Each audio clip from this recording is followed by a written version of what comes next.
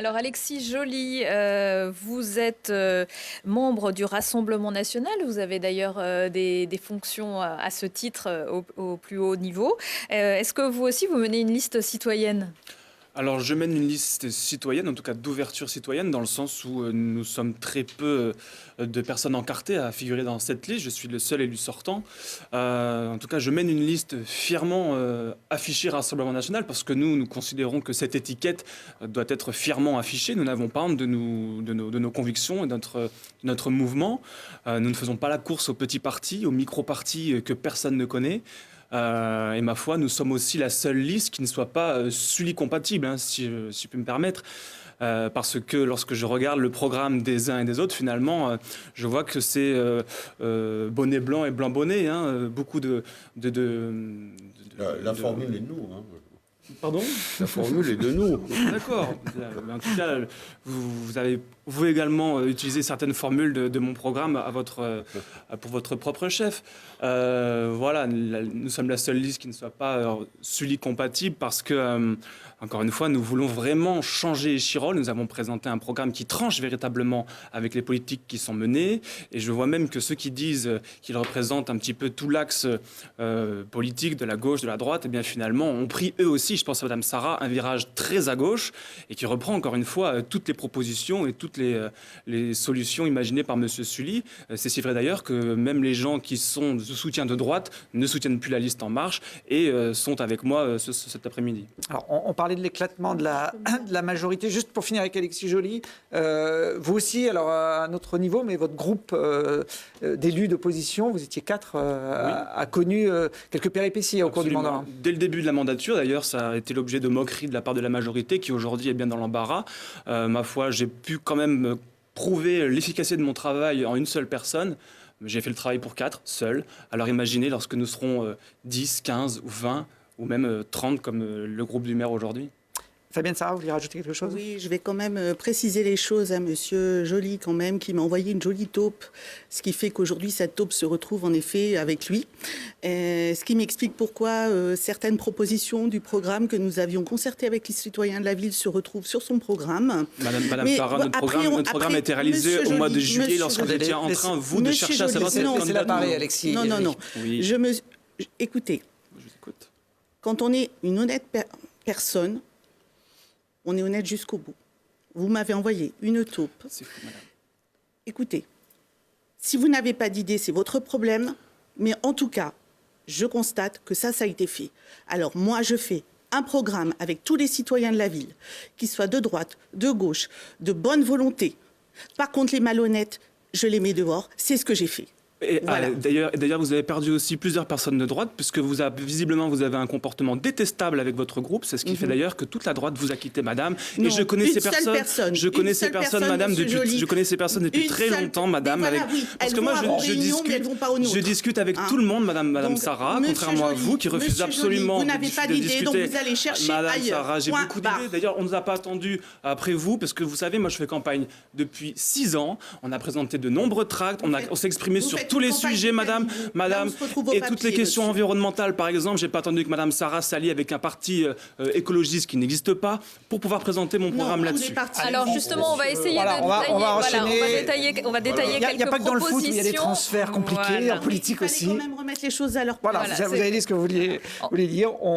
Cette personne ne figure pas sur ma liste, vous voyez. On va décliner à présent quelques propositions qui figurent dans vos programmes, des thèmes qui concernent directement la vie quotidienne des habitants d'Échirolles, puisque je pense que c'est ce qui les intéresse. Et on va commencer par la sécurité. C'est vrai que la ville, ça a été dit dans la petite carte postale, qui n'était pas parfaite, mais qui en tout cas rappelait déjà un certain nombre de faits. La ville ne connaît pas forcément une très bonne réputation dans le domaine de la sécurité. Certains quartiers font partie du dispositif de reconquête républicaine des zones qui ont été choisies par le gouvernement pour renforcer la présence policière. Il y en a également à Grenoble et à Saint-Martin-d'Air. Ce dispositif a pour but de lutter contre la délinquance et les trafics en déployant progressivement des moyens de police supplémentaires dans un certain nombre de lieux ciblés des quartiers. C'était Alexis Joly, la sécurité, c'est un axe fort de votre campagne ? C'est l'un des axes forts, ce n'est pas le seul. Nous avons, durant toute cette campagne, déployé un certain nombre de thématiques sur lesquelles nous avons prouvé nos compétences et toutes nos propositions qui se rapportent à elles. Moi, j'entends, c'est assez drôle d'ailleurs, je ne sais même pas si c'est drôle ou s'il faut en rire ou en pleurer, mais Renzo Sully et Thierry Monel aujourd'hui qui nous disent... Et surtout M. Monel, qui partage finalement le même constat que ce que l'on dit, nous, depuis 6 ans, le Rassemblement national, et puis c'est vrai, à son époque, Magali Vicente des Républicains, qui partageait la même vision que moi. Et lorsqu'on disait effectivement ce qu'il se passait, ce qu'il se déroulait dans la vie quotidienne à Échirolles, on nous riait. Tout le monde se moquait de nous, parce que, je ne sais pas si c'était par malhonnêteté ou par incompétence, en tout cas, le maire et M. Monel disaient « c'est faux, c'est faux, c'est faux ». Et aujourd'hui, M. Monel vient dire effectivement, il y a un problème de délinquance, il y a un problème d'attractivité, que les gens fuient la ville, et que les prix de l'immobilier a baissé, etc. Alors écoutez, je suis heureux de voir que ces gens maintenant partagent le même constat. Ça démontre que nous avons une vision qui était correcte et bien avant la leur. Donc merci. Vos propositions. Alors nos propositions, je vais y aller. C'est vrai que la ville d'Échirolles, même si les chiffres de Renzo Sully que je lui ai demandé d'ailleurs au conseil municipal du mois de janvier et par mail ensuite sont peut-être vrais, j'attends toujours qu'on me les communique. À la DDSP. J'attends toujours qu'on me les communique. Je suis pas votre secrétaire. Alors, la délinquance à Échirolles, même si les chiffres de M. Renzo Sully sont plutôt bons, je considère que la violence est multipliée. Il ne s'agit pas simplement de vol ou de brûler des voitures, c'est bien pire que cela. Hier ou avant-hier, nos policiers municipaux se sont fait tirer comme des lapins dans les quartiers. 2 jours avant, ce sont 2 jeunes qui se sont poignardés pour une tête de 75 €. Et encore avant, un Échirollois qui a foncé sur la police. Alors voilà, il ne s'agit pas simplement de petits faits de délinquance. La délinquance peut-être diminue, mais en tout cas, les faits sont de plus en plus graves. Et il y a un ensauvagement de la violence à Échirolles qu'il faut absolument résoudre. Et ça n'a pas été fait parce que pendant des années, ces gens ici ont refusé de voir, ils avaient les yeux grands fermés sur ces questions. Et heureusement, je vais vous dire, heureusement que le Rassemblement national a été là pendant ces 6 années pour mettre la pression derrière le maire, monsieur Monel et monsieur Rosa, qui fait partie aussi de la majorité et qui donc partage ces conséquences terribles. Alors moi, ce que je propose, c'est évidemment d'augmenter le nombre de policiers municipaux. Alors, je ne vais pas faire une course voilà, on va doubler, on va tripler, on va augmenter de 5. Nous verrons les finances, parce que c'est important. Un policier municipal coûte 30 000 € par an. Il faut augmenter les moyens humains, moyens matériels, moyens financiers, les moyens moraux, bien sûr. Et puis, moi, je propose, et je suis le seul à le proposer, d'ailleurs, j'attends que quelqu'un vienne ici reprendre notre idée, la création d'une application Échirolles Sentinelle qui vise à ce que les habitants d'Échirolles puissent télécharger une application et alerter la police municipale en temps réel, accompagnée d'une photo pour alerter la police et pour que la police puisse intervenir immédiatement. C'est participatif, ça doit plaire à tout le monde d'ailleurs.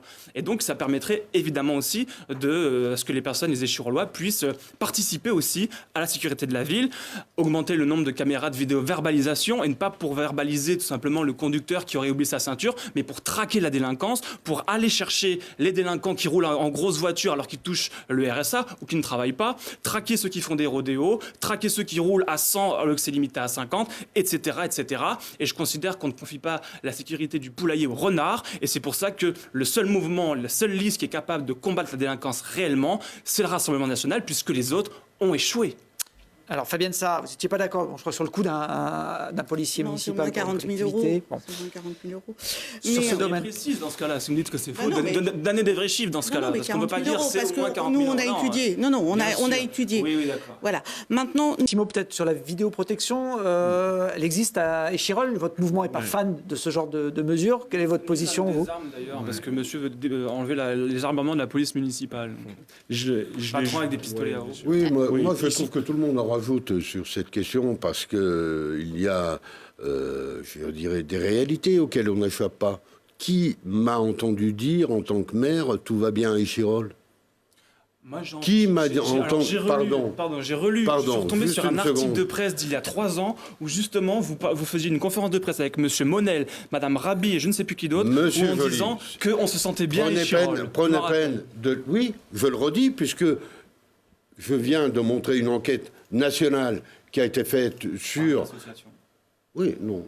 Oui, pas Mais une association. Monsieur Rassouli, il y a des Oui, sites participatifs. avec des critères, dont les critères de sécurité dedans. Il y a des sites participatifs également sur Internet Oui. où vous pouvez aller voir. Et la ville est notée Monsieur Joly. 3,5 sur Voilà. 10. Ne faites- Et on vous dit que S'il la vous ville plaît. est à fuir. Et ce sont des S'il vous internautes plaît. qui mettent leurs commentaires S'il vous plaît, eux-mêmes. ne Et faites ça, pas comme vous au refusez de conseil le voir. municipal, toujours à interrompre les gens lorsqu'ils sont en train d'essayer de construire une phrase. Je vous respecte, je vous En même ai temps, la question écouté. mutuelle, Permettez que je c'est un dise débat, ce que j'ai à dire. Oui, non, mais mais un débat, c'est pas un c'est bien débat que ça dans puisse lequel échanger, mais qu'on vous puisse quand même envahissez. suivre les propos de chacun. Je veux simplement dire, simplement dire que personne n'a jamais dit que la situation était idéale à Échirol. Personne. La situation n'est pas idéale à Échirol, comme elle n'est pas idéale dans l'agglomération où le taux de délinquance est 40% supérieur à des agglomérations du même type. C'est les chiffres qui ont été donnés par la DDSP ou même Conseil local de prévention de la délinquance. Déjà, Chirol, excusez-moi, je prends deux secondes.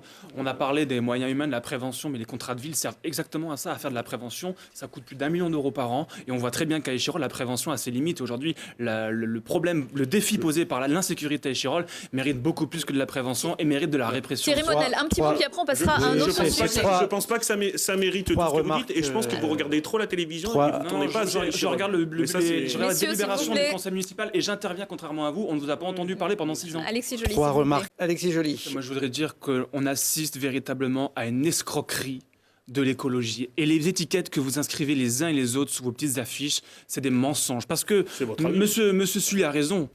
Vous avez d'accord. voté, vous, monsieur Rosa, monsieur Monel, vous avez voté toutes les délibérations qui allaient dans le sens de la construction de logements.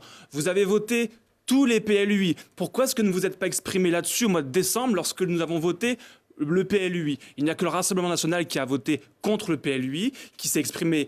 Pourquoi est-ce qu'il a voté contre le PLUI? C'était notamment parce qu'il prévoyait des constructions à des hauteurs très élevées et des immeubles de 13 étages partout sur la commune. On ne vous a jamais entendu vous exprimer là-dessus. Vous êtes timide ou vous ne savez pas lire? Dites-le nous. Quel crédit vous avez là-dessus? Aucun. Et Madame Sarah vient aussi. Alors moi, je suis très flatté de voir que mes propositions sont reprises. Très honnêtement, je suis très flatté. Ça démontre que mon programme est le meilleur, Madame. Donc, ben non, mais vous avez été- arrêtez avec mais vos oui, complots, mais voilà. Madame. J'ai aucune taupe nulle part. Vous savez, je Ben parle à tout le monde. Je parle avec des communistes, je parle avec Mais des gens de quand on n'a droite, pas d'idée, on je n'en voit parle des avec des groupes, hein, écologistes, forcément. Madame. Et vous savez, l'écologie, je me suis exprimé dessus depuis 6 ans, puisque je me suis opposé à toutes les nouvelles constructions Mais on n'est depuis pas au 6 ans. concours d'épines de Alors, Madame, c'est vrai, l'écologie, vous n'avez pas remporté les élections, vous n'avez pas été élu, vous êtes votre revanche aujourd'hui. En tout cas, moi, j'ai été élu et je me suis exprimé sur ces sujets-là. Voilà, j'ai voté contre toutes les Alors vous aussi, vous proposez un moratoire. Alors, je suis le premier à proposer un moratoire sur les constructions parce qu'évidemment, je pense qu'on est tous d'accord que l'urbanisation excessive à Échirol a eu pour conséquence effectivement la dégradation à la fois du cadre de vie et l'augmentation des faits de délinquance parce qu'on a entassé des gens, enfin pas nous, mais les communistes ont entassé ces populations dans des logements de plus en plus hauts, de plus en plus importants. Et effectivement, ça pose des problèmes. Alors ce que nous voulons, c'est effectivement un moratoire de 2 ans sur les nouvelles constructions et puis après, en discussion avec la métropole, puisque ça relève des compétences de la métropole, il faut bien le rappeler, instaurer une hauteur des étages à 4 étages pour éviter les constructions pharaoniques. Moi, je propose également, et ça a été repris par tous les candidats une fois encore, la création d'une ferme pédagogique. Alors moi, j'irais même plus loin, j'irais même d'une serre pédagogique. Et puis évidemment, ça, je suis le seul à proposer, la création d'un plan pluriannuel d'investissement, enfin de plantation, de végétalisation des rues de 500 000 € par an pour planter des arbres, pour planter des arbustes, mettre des fontaines, faire des murs végétaux, des toitures végétales, tout ça pour lutter contre les îlots de chaleur et essayer de réduire la chaleur dans les communes parce qu'il y a des chiffres pour ça, des études. Quand on verdit une commune, on peut baisser de 2 degrés la chaleur dans les communes et puis encore une fois, améliorer le cadre de vie des habitants parce que c'est le plus important si on veut effectivement rendre Échirol beaucoup plus attractive. Joly, c'est à votre tour. Oui, alors je vais parler d'un sujet qui me tient à cœur et qu'on n'a pas discuté aujourd'hui ni la fois d'avant. C'est le problème du désert médical sur la commune, puisqu'il faut savoir qu'à Échirol, il n'y a que 29 médecins sur la commune. C'est à peu près 1200 patients par médecin, que 3 médecins vont bientôt prendre leur retraite, et donc c'est d'autant de personnes qui seront en surcharge pour les autres médecins. Il faut aussi savoir que c'est 2,5 nouveaux médecins dont on a besoin pour en remplacer un seul, et qu'il n'y a pas eu d'installation de nouveaux médecins à Échirol depuis 10 ans. Donc on remarque bien que la ville d'Échirol n'attire plus les médecins, et d'ailleurs on peut les comprendre dans certains quartiers. On n'a pas inauguré le village de Saint-Denis. Attendez, ce n'est pas la même chose. Ce n'est pas la même chose. Donc la ville, elle Parce que devra vous ne les répondre. aimez pas. S'il vous plaît, monsieur le maire, laissez-moi terminer, je ne vous ai pas interrompu.